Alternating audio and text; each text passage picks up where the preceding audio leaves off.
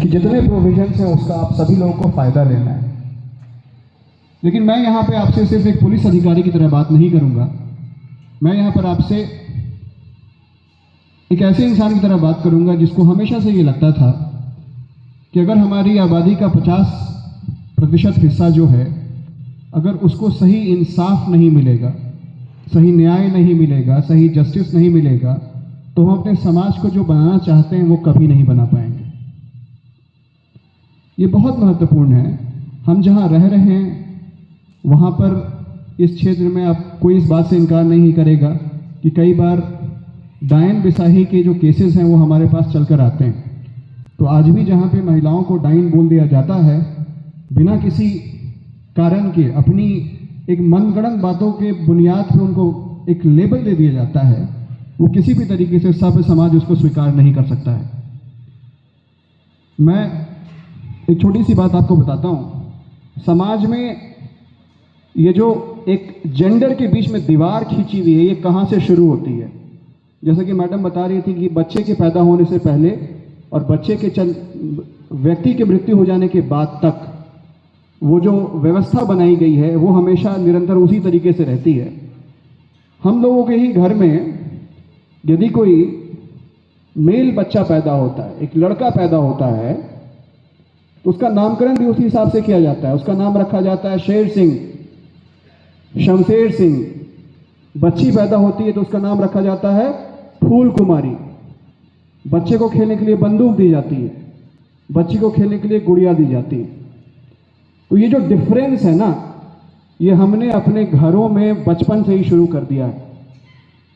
तो आप सारे लोग जो आज यहाँ पे बैठे हुए हैं, उनसे मैं ये निवेदन करता हूँ, मैं ये विनती करता हूँ कि आप सभी लोगों का ये सामाजिक कर्तव्य है, ये दायित्व है कि जो जेंडर के बीच में डिफरेंस क्रिएट किया गया है उसको आप लोग किसी भी हालत में आगे नहीं बढ़ाने देंगे।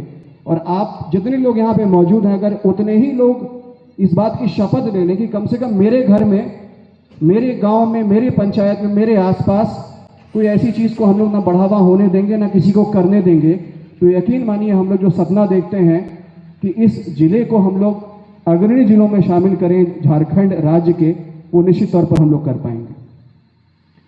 साथ ही साथ जो 2-4-5 बातें हैं एज अ पुलिस ऑफिसर मैं आपको ज़रूर बोलूँगा। जो एक एक्ट यहाँ पे बनाया गया, जैसे डायन प्रथा की ही बात हो रही थी, उसके लिए भी अगर कहीं पे ऐसा मामला होता है तो आप बिना डरे हुए निसंकोच आप नियरेस्ट थाने में जाइए, आपकी बात सुनी जाएगी, उस पर कार्रवाई भी होगी। कहीं पर अगर कोई 18 साल से कम की कोई बच्ची है, उसके साथ अगर कोई अपराध हो जाता है तो एक स्पेशल एक्ट बनाया गया है पॉक्सो का, उसके तहत कानूनी कार्रवाई की जाती है, उसमें भी आपको न्याय मिलेगा। इस बात की गारंटी मैं आपको यहाँ से खड़े होकर देता हूँ। तो कहीं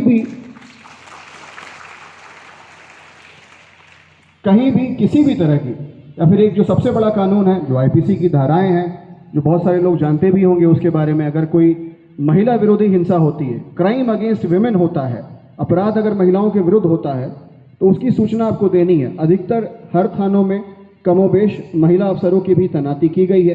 अगर महिला अफसर नहीं है तो कम से कम ऐसा एक फीमेल प्रेजेंस ऑफ फोर्स जरूर है वहाँ पे। तो कई बार ऐसा होता है कि आपको बातें बताने में थोड़ा संकोच होता है। इसको ध्यान में रखते हुए सेंसिटिव पुलिसिंग की तरफ हम लोगों का काफ़ी जोर रहा है, जहाँ पे आपको अभी हर थानों में महिलाएं जरूर मिल जाएंगी। और मैं ये इस मंच से बोलना चाहूँगा, जो भी हमारी महिला अफसर हैं उनके ऊपर भी दायित्व बहुत ज़्यादा है। यदि कोई ऐसा मामला आपके संज्ञान में आता है तो आपको बहुत ही सेंसिटिव होकर उनकी बातों को समझना है, उसकी काउंसलिंग भी करनी है, और उसके बाद ही जो है वो मामले को कानूनी रूप से आगे बढ़ाते हुए उनको हर संभव सपोर्ट देना है। तो बहुत ही अच्छा उद्देश्य है आज के कार्यक्रम का। आप लोग इतने दूर से चलकर आए। जैसे ही इस हॉल में मैं घुस रहा था तो देखा कि आखिरी चेयर भी भरी हुई है, तो देख के बहुत अच्छा लगा, एक सुख की अनुभूति हुई।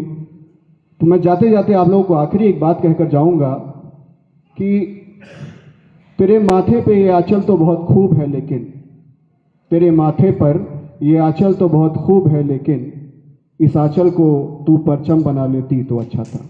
धन्यवाद।